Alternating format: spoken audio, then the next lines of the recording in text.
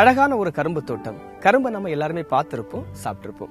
கரும்புல இருந்து தான் சர்க்கரையை உற்பத்தி பண்றாங்க அப்படிங்கிற விஷயம் நிறைய பேருக்கு தெரியும். ஆனா அந்த கரும்புல இருந்து சர்க்கரையை எப்படி உற்பத்தி பண்றாங்க அப்படிங்கிற விஷயம் தெரியறது இல்ல. ஒரு பெரிய தொழிற்சாலை மூலமா அந்த கரும்புல இருந்து சர்க்கரை உற்பத்தி பண்றாங்க. அது எப்படி பண்றாங்க அப்படிங்கறத நாம இன்னைக்கு பார்க்கலாம் வாங்க.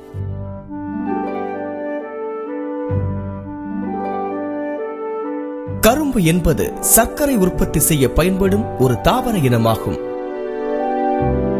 இந்த பயிர் சுமார் 8000 ஆண்டுகளுக்கு முன்பே கண்டுபிடிக்கப்பட்டு தென் பசிபிக் தீவுகளில் தான் முதலில் பயிரிடப்பட்டது. வெப்பமண்டலம் மற்றும் துணை வெப்பமண்டல பகுதிகளில் வளரக்கூடிய கரும்பு உலகில் சுமார் 200க்கும் மேற்பட்ட நாடுகளில் பயிர் செய்யப்படுகிறது. புல் இனத்தை சேர்ந்த கரும்பு சுமார் 6 அடி முதல் 19 அடி உயரம் வரை வளரக்கூடிய தன்மை கொண்டது. சர்க்கரை உற்பத்தி செய்ய கரும்பை பயன்படுத்துவதால் இது நல்ல வருமானத்தை கொடுக்கும் பணப்பயிராகவே கருதப்படுகிறது. காலத்திற்கு ஏற்றவாறு கரும்பில் பல புதிய கலப்பின வகைகளை கண்டுபிடித்து அறிமுகம் செய்கிறார்கள். கரும்பில் இருக்கும் சாறை பிழிந்துதான் சர்க்கரை என்ற இனிமையான பொருளை தயாரிக்கிறார்கள்.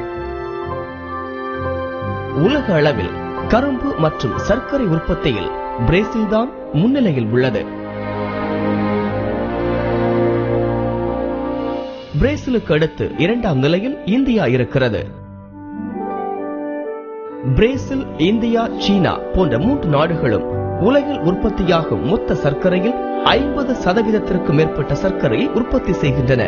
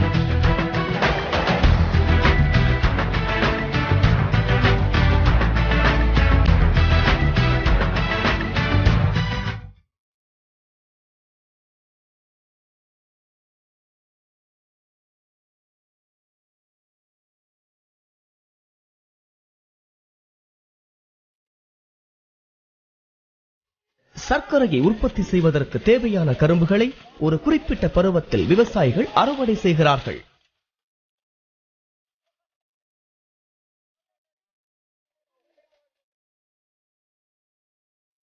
பசுமையாக பறந்து விரைந்து கிடக்கும் கரும்பு தோட்டத்தின் ஒரு ஓரத்திலிருந்து கரும்பு வெட்டும் பணியை விவசாயிகள் துவங்குகின்றனர்.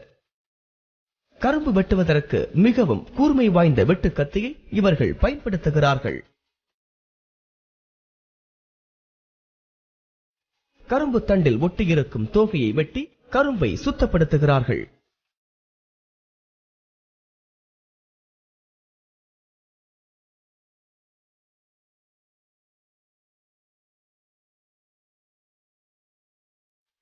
நான் கூட கரும்பு வெட்டுறது ரொம்ப ஈஸி அப்படின்னு நினைச்சேன்.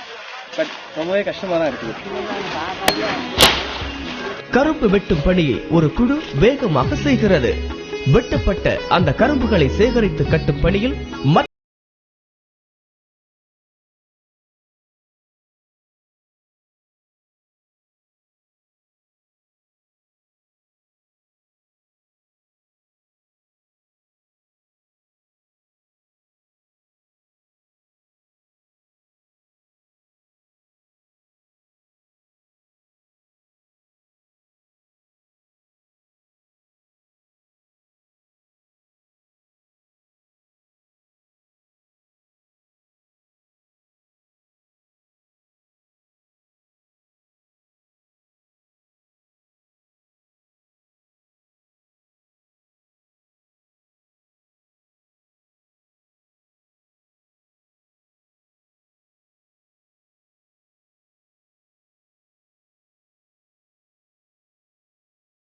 முன்பகுதியில் இருக்கும் கிராப் டிவைடர் என்னும் இரு ரோலர்கள் தான் வெட்டுவதற்கு வசதியாக கரும்புகளை இயந்திரத்திற்கு உள்ளே அணைத்து விடுகின்றன. இயந்திரத்தின் முன்பகுதி ஓரங்களில் இருக்கும் மற்ற 2 ரோலர்கள் அடுத்த வரிசையில் இருக்கும் கரும்புகளை உள்ளே விடாமல் பார்த்துக் கொள்ள.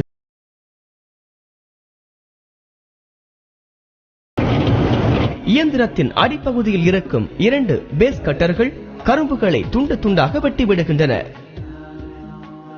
வெட்டப்பட்ட கரும்பு துண்டுகள் கன்வேயர் மூலமாக இயந்திரத்தின் மேல் பகுதிக்கு கொண்டு செல்லப்பட்டு எலிவேட்டர் எனும் பகுதியின் வழியாக டிராக்டரில் சேகரிக்கப்படுகின்றன.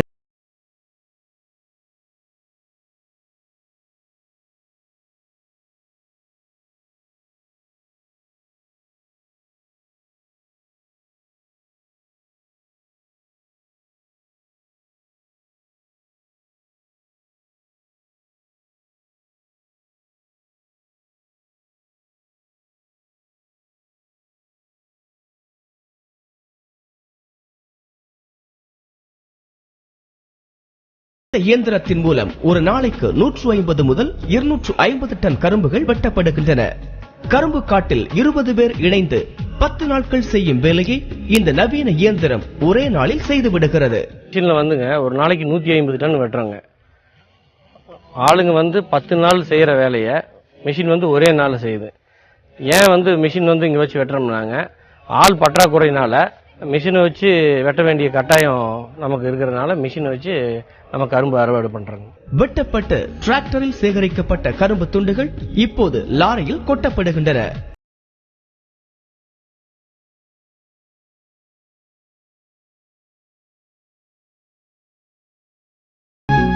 வெட்டப்பட்டு லாரியில் ஏற்றப்பட்ட கரும்புகள் அனைத்தும் சர்க்கரை தயாரிக்கும் தொழிற்சாலைக்கு கொண்டு செல்லப்படுகின்றன. கரும்பு தோட்டத்துல மிஷின் மூலமா கரும்பு எல்லாம் வெட்டி லாரியில ஏற்றியாச்சு. இந்த கரும்பை தான் சர்க்கரை ஆலைக்கு கொண்டு போய் சுகரா மாத்துறாங்க. எப்படி மாத்துறாங்க அப்படிங்கறத பார்க்கலாம் வாங்க.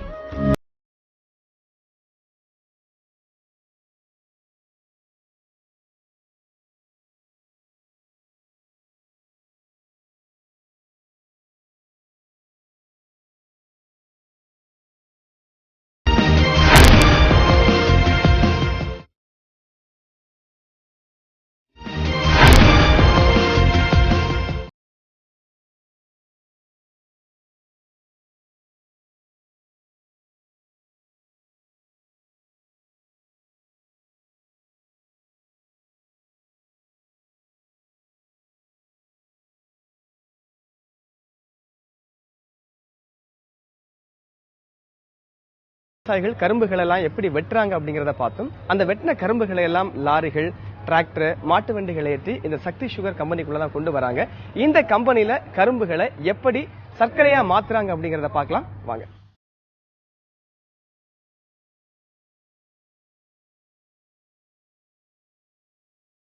இப்போது லாரிகள், டிராக்டர்கள் மற்றும் மாட்டு வண்டிகளில் கொண்டு வரப்பட்ட கரும்பின் எடை எவ்வளவு என்பதை எடை மேடை மூலம் கணக்கிடுகிறார்கள்.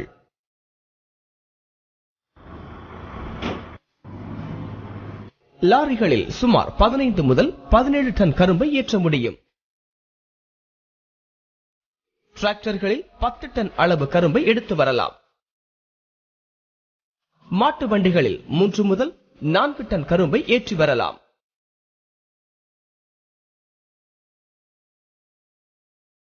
கரும்பு எடை போடப்பட்ட பிறகு அவை கேன் அன்லோடிங் செக்ஷனுக்கு கொண்டு வரப்படுகின்றன. அங்குள்ள சிலிங் பார் மூலம் வண்டிகளில் உள்ள கரும்பு கட்டுகள் ஃபீடர் டேபிளில் கொட்டப்படுகின்றன.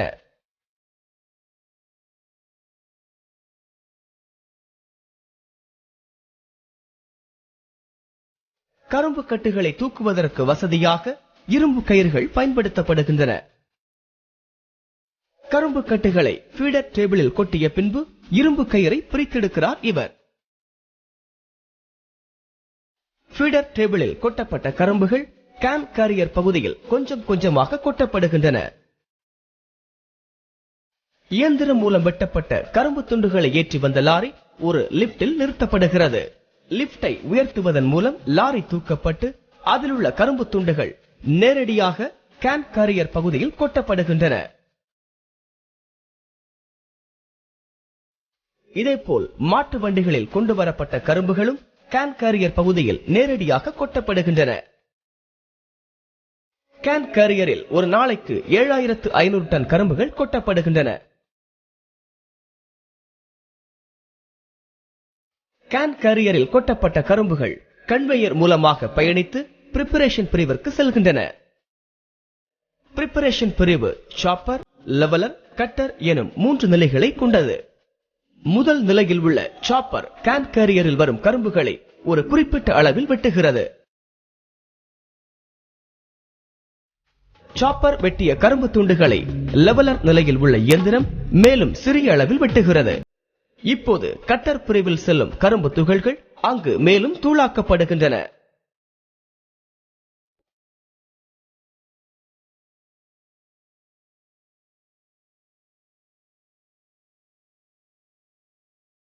இந்த கரும்பு துகள்களை சமப்படுத்தி அனுப்பும் வேலையை ஈக்குவலைசர் எனும் முள் போன்ற இயந்திரம் செய்கிறது.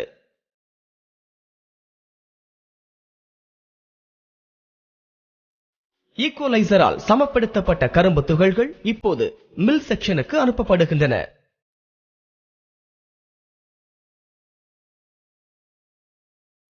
இந்த மில் செக்ஷனில் தான் கரும்பை பிழிந்து சாறெடுக்கும் பணி நடைபெறுகிறது.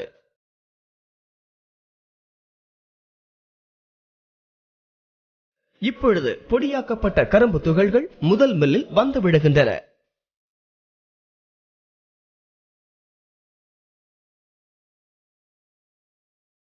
முதல் மில்லில் சுமார் 75% சாறு பிழிந்தெடுக்கப்பட்டு விடுகிறது.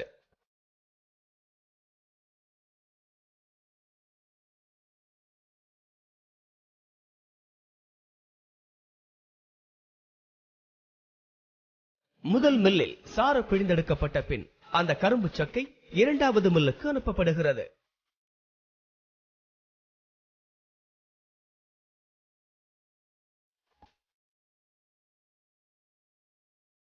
அங்கிருந்து அடுத்தடுத்த மில்களுக்கு கரும்பு சக்கை அனுப்பப்பட்டு அதிலிருந்து சாறு பிழிந்தெடுக்கப்படுகிறது.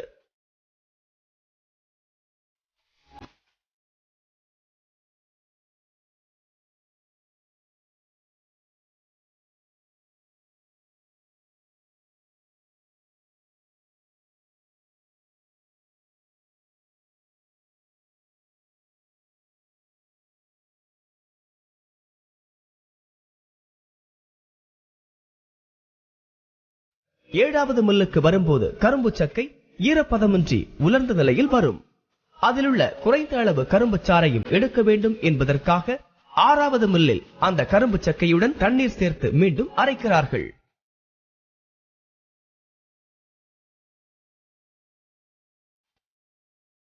ஏழாவது மில்லில் அரைக்கப்பட்ட கரும்பு சக்கையிலிருந்து கிடைக்கும் சாறு மீண்டும் ஆறாவது மில்லுக்கு அனுப்பப்படுகிறது. ஏழாவது மில்லில் இருந்து கிடைக்கும் கரும்பு சக்கை கழிவு கன்வேயர் மூலமாக வெளியேற்றப்படுகிறது. இந்த கழிவு கரும்பு சக்கை காகிதம் மற்றும் மின்சாரம் தயாரிப்பதற்கு பயன்படுத்தப்படுகிறது. கரும்பு 7 மில்ல தாண்டி கடைசியா சக்கையாக இங்கதான் வந்து சேருது. சார், இந்த சக்கையை நீங்க என்ன பண்ணுவீங்க? இந்த சக்கையில பாத்தீங்கன்னா ஃபைபர் மற்றும் பித்துன்னு சொல்லக்கூடிய பவுடருங்க. ஃபைபருங்கிறது குச்சி குச்சியா இருக்கிறது வந்து ஃபைபருங்க. இந்த ஃபைபரை வந்து நாங்கள் வந்து பேப்பர் பிளான்ட்டு கொடுத்துட்றோம். பித்தை வந்து செப்பரேட் பண்ணி எடுத்து அதை நம்ம கோச்சன் பாய்லரோட எரிபொருளாக பயன்படுத்திக்கிறோம்.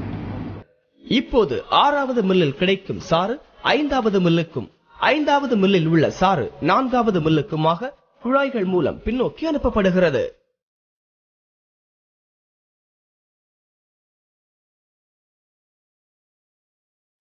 கடைசியாக ஒன்றாவது மில்லிலும் இரண்டாவது மில்லிலும் சேகரமாகும் கரும்பு சாறு ரா ஜூஸ் டேங்க் எனும் தொட்டியில் சேகரமாகிறது.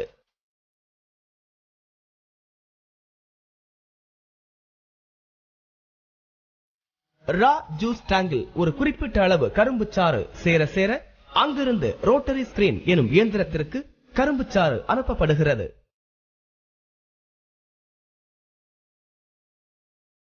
ஏழு மில்களை கடந்து வந்த கரும்பு சாறு இருக்கும் சிறிதளவு சக்கையை ரோட்டரி ஸ்கிரீன் இயந்திரம் முழுமையாக வடிகட்டி விடுகிறது.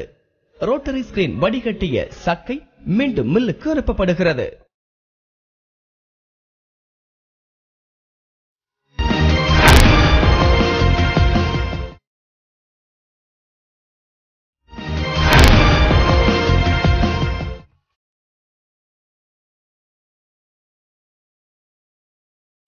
சக்கை எதுவுமில்லாத வடிகட்டப்பட்ட கரும்புச்சாறு ஜூஸ் ரிசீவிங் டேங்க் எனும் தொட்டியில் சேகரிக்கப்படுகிறது.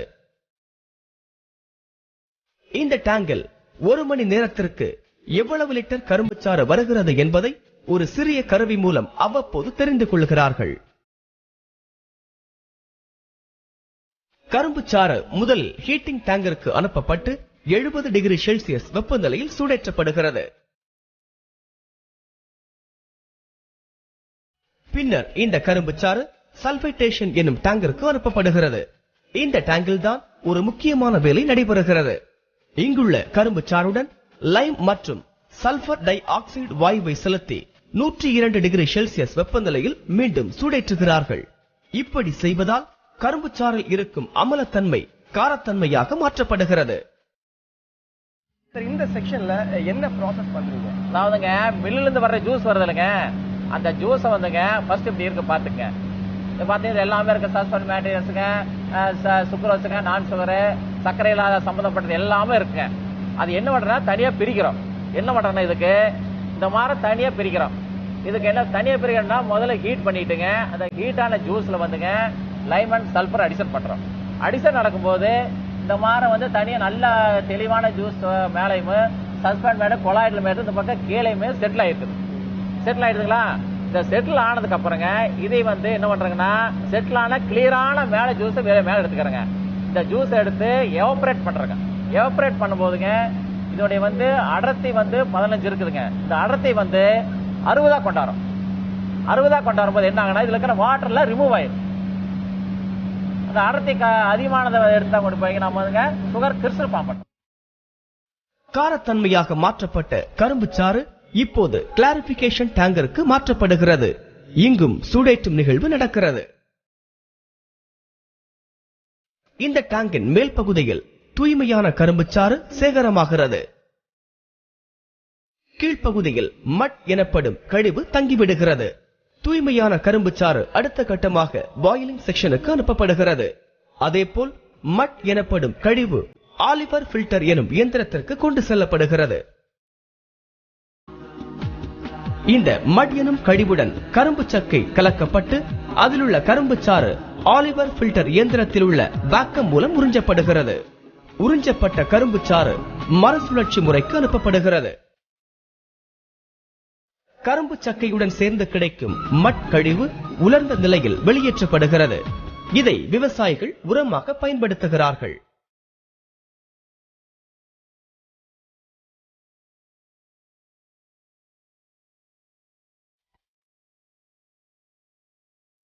இப்போது கரும்புச்சாறு பாயிலிங் செக்ஷனில் இருக்கிறது.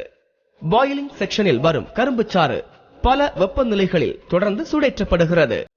வரிசையாக இருக்கும் 6 பெரிய பாய்லர்கள் வழியாக சூடேற்றப்பட்ட கரும்புச்சாறு இப்போது சற்று கட்டியான சிரப் வடிவத்திற்கு வருகிறது. சிரப் போன்று இருக்கும் கரும்புச்சாறு அடுத்து செல்ல இருக்கும் இடம் பேன் ஸ்டேஷன். இந்த பிரிவில்தான் சிரப் வடிவில் இருக்கும் கரும்புச்சாறுடன் சில்லரி என்கிற கலவையை குறிப்பிட்ட அளவு சேர்க்கிறார்கள். இந்த சில்லரியைத்தான் இவர்கள் சர்க்கரையின் விதை என்று அழைக்கிறார்கள். சர்க்கரையுடன் குறிப்பிட்ட அளவு ஆல்கஹால் கலந்து அதை கூழாங்கல் நிரப்பப்பட்ட ஒரு பானையில் போட்டு அரைக்கிறார்கள். இந்த நிகழ்வு ஒரு தனி இடத்தில் நடைபெறுகிறது. இப்படித்தான் சில்லரி அதாவது சர்க்கரையின் விதை தயாரிக்கப்படுகிறது. இந்த சில்லரி தான் சர்க்கரைக்கு கிறிஸ்டல் வடிவத்தை கொடுக்கிறது. பான் ஸ்டேஷனில் கிறிஸ்டல் வடிவம் பெற்ற சர்க்கரை கலவை அடுத்த கட்டமாக கிறிஸ்டலைசர் எனும் டேங்கில் சேகரமாகிறது. இப்போது சர்க்கரை கலவையின் வெப்பம் இங்கே தணிக்கப்படுகிறது. கிறிஸ்டலைசர் டேங்க் இப்போது திறக்கப்படுகிறது. டேங்க் திறக்கப்பட்டவுடன் கிறிஸ்டல் வடிவம் பெற்ற சர்க்கரை கலவை ஆறு போல ஓடுகிறது.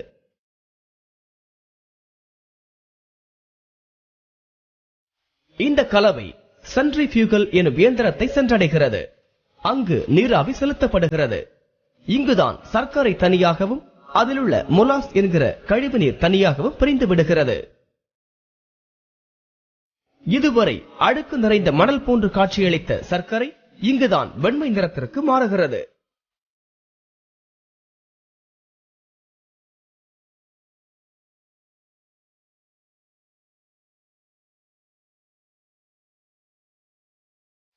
சென்ட்ரிபியூகல் இயந்திரம் அதிவேகமாக சுற்றும் போது அதில் உள்ள ஜல்லடை சர்க்கரையை தனியாக பிரித்து ஹாப்பர் எனும் இயந்திரத்திற்கு அனுப்புகிறது. சென்ட்ரிபியூகல் இயந்திரத்திலிருந்து வெளியேறும் சர்க்கரை சற்று ஈரப்பதத்துடன் இருக்கும். அந்த ஈரப்பதத்தை குறைக்கும் வேலையை காப்பர் இயந்திரம் செய்கிறது. காப்பர் ஒரு குறிப்பிட்ட வெப்பநிலையில் சர்க்கரையை பராமரிப்பதால் அதிலுள்ள ஈரப்பதம் உறிஞ்சப்படுகிறது. ஈரப்பதம் உறிஞ்சப்பட்ட சர்க்கரையை காப்பர் இயந்திரம் இப்போது வெளியேற்றுகிறது. இயந்திரத்தின் கடைசியில் வைக்கப்பட்ட ஜல்லடையில் சர்க்கரை கொட்டுகிறது.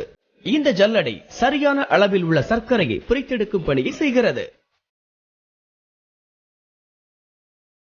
ஜல்லடை மூலம் பிரித்தெடுக்கப்பட்ட சர்க்கரை மற்றொரு பகுதியில் வைத்து மீண்டும் ஜல்லடை மூலம் தரம் பிரிக்கப்படுகிறது. எங்களுடைய ஆலையில் 2 விதமான கிரேடு சுகர் தயார் செய்கிறோம். அதாவது இது S30 ஸ்மால் சுகர் அப்படின்னு சொல்றது. இது M30 மீடியம் சைஸ் சுகர். இது நார்த் இந்தியா கல்கத்தா மார்க்கெட்டுக்கெல்லாம் இதுல ரொம்ப விரும்பி வாங்குவாங்க. இந்த M30 சுகர். இந்த S30 சுகரை விட M30 சுகர் விலை கொஞ்சம் அதிகமாக கிடைக்கும். அதே போல இந்த S30 சுகரை இந்த சர்வதேச குளிர்பானங்கள் தயாரிக்கக்கூடிய கம்பெனிகளுக்கு நாங்க இதை சப்ளை பண்ணிட்டு இருக்கிறோம். இப்போது தரம் பிரிக்கப்பட்ட சர்க்கரை குழாய் மூலம் பேக்கிங் செக்ஷனுக்கு வருகிறது. இங்கு 50 கிலோ மற்றும் 100 கிலோ எடையளவு கொண்ட பைகளில் சர்க்கரையை பேக் செய்கிறார்கள்.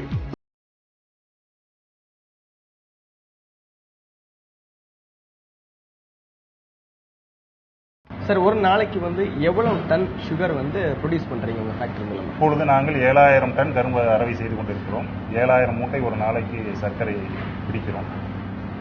ஒரு வருடத்திற்கு ஆவரேஜாக ஒரு 15 லட்சம் டன் கரும்பு அரவை செய்வோம். இந்த பைகள் கன்வேயர் பெல்ட் மூலமாக சேமிப்பு கிடங்குக்கு அனுப்பப்படுகின்றன.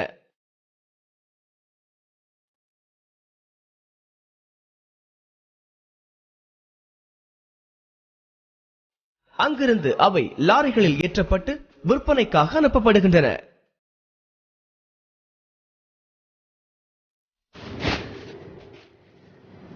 மிகப்பெரிய கரும்பு காட்டுல விளைஞ்ச கரும்பை எல்லாம் ஒரு ஃபேக்டரிக்கு கொண்டு அரைச்சி பல்வேறு படிநிலைகளுக்கு உட்படுத்தி இப்போ நீங்க எல்லாம் பயன்படுத்தக்கூடிய சுகரா மாத்தி அனுப்பிட்டு இருக்காங்க.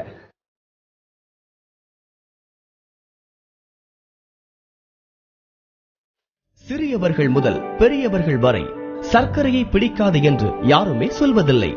குடும்ப விழாவாக இருந்தாலும் விசேஷ நிகழ்ச்சியாக இருந்தாலும் அதில் சர்க்கரை கலந்த இனிப்பு உணவுகள் தான் முக்கிய இடம் பெறும்.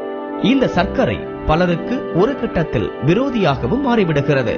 சர்க்கரை எவ்வளவு இனிமையாக இருந்தாலும் அதை சாப்பிட முடியாதவர்களுக்கு சற்று கசப்பாகவே தோன்றும்.